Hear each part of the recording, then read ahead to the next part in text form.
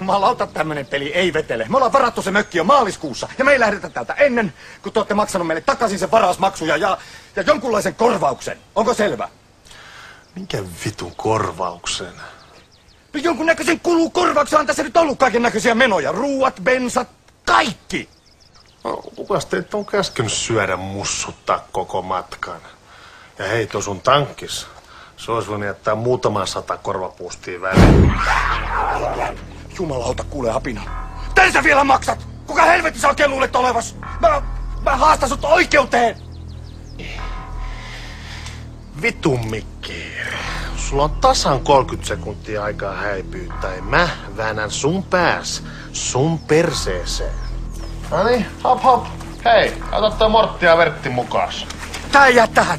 Mä ilmoitan tästä kuningaskuluttajaa tai vaikka Hannu Karpolle.